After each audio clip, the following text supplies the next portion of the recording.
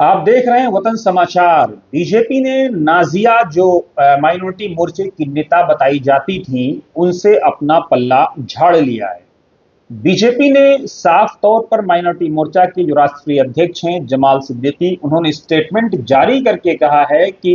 इनसे जो है बीजेपी का कोई ताल्लुक नहीं है, ये माइनॉरिटी मोर्चे में पदाधिकारी के तौर पर कभी नहीं रही। लेकिन दर्शकों को ये बात अच्छी तरह याद होगी और हमारे दर्शक और हमारे श्रोता इस बात को जानते होंगे कि नाजिया किस नाम से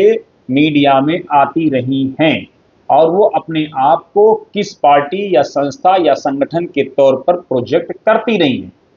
नाजिया के बयानात को सोशल मीडिया पर अगर आप खंगालेंगे तो आप ये पाएंगे कि वो अक्सर और बेशतर उन पर ये आरोप है कि वो मुसलमानों के खिलाफ उल जलूल या उल्टे सीधे या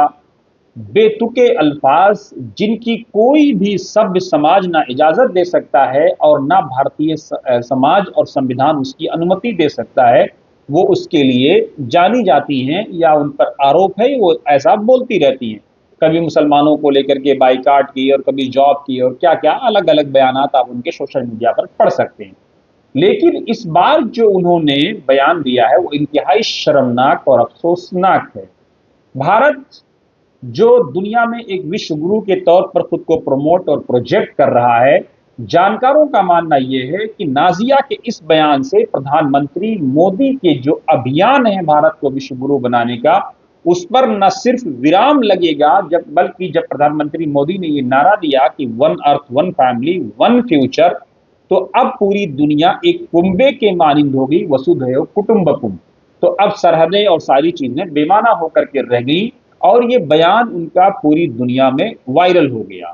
उन पर जो आरोप है कि प्रॉफेट मोहम्मद सल्लल्लाहु अलैहि वसल्लम और उनकी धर्मपत्नी सैयदा बीबी आयशा सिद्दीका रजी अल्लाह तआला अन्हा या उम्मुल मोमिनीन, जो मोमिनीन की माएँ हैं, उनके ताल्लुक से जो शब्द उन्होंने इस्तेमाल किया है, कम से कम इस पर भारतीय जनता पार्टी को चाहिए था कि वो खुद आगे आती और समाज को एक संदेश ये जाता कि समाज में ऐसे बोल जो किसी भी ऋषि मुनि पीर पैगंबर संत के लिए बोले जाएंगे, भारतीय समाज या भारतीय जनता पार्टी उसको टॉलरेट नहीं करेगी। भाजपा ने पल्ला जरूर झाड़ लिया, लेकिन प्रधानमंत्री मोदी के अभियान को, प्रधानमंत्री मोदी के इस मिशन को, जो भारत को सशक्त बनाने का और विश्व गुरु बनाने का जो उनका सपना है,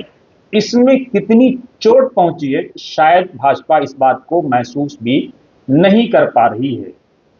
सैयदा आयशा और सैयदना मोहम्मद रसूलुल्लाह सल्लल्लाहु अलैहि वसल्लम के ताल्लुक से उनके जो शब्द हैं,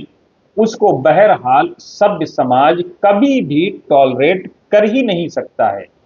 पूरी दुनिया में आप जानते हैं कि प्रधानमंत्री मोदी को अरब देशों ने किस तरह से गले लगाया, किस तरह से अपने जो उच्च सम्मान है उसको दिए, और उसके बाद नाजिया एक भारतीय नागरिक होकर के प्रधानमंत्री मोदी के इस मिशन को, उनके इस सपने को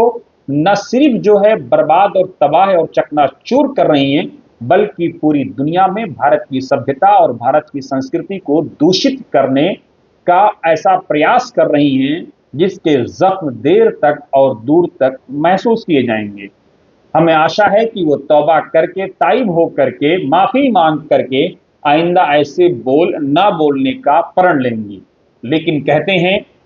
शायद कि सियासत में कुछ लोगों को गाली देकर के सोचते हैं वो बड़ा बन जाएंगे, लेकिन तारीख इस बात की गवाह है कि गाली देने वाले कभी बड़े बनते नहीं हैं और तारीख उनको कभी माफ करती नहीं है। इस खबर पर आपकी क्या राय है, जरूर कमेंट बॉक्स में अपनी राय दें और साथ ही बने रहें वतन समाचार के साथ। हमें आशा है कि प्रधानमंत्री मोदी स्वयं इस बात का संज्ञान लेंगे और जरूर नाजिया जैसे लोगों को एक सख्त संदेश जाएगा कि वो किसी भी ऋषि मुनि पीर पैगंबर सूफी संत, उनकी धर्मपत्नियां या उनके अनुयायियों को लेकर के ऐसे बोल नहीं बोलेंगे जिससे एकता को चोट न सिर्फ पहुंचे बल्कि एकता चकनाचूर हो जाए।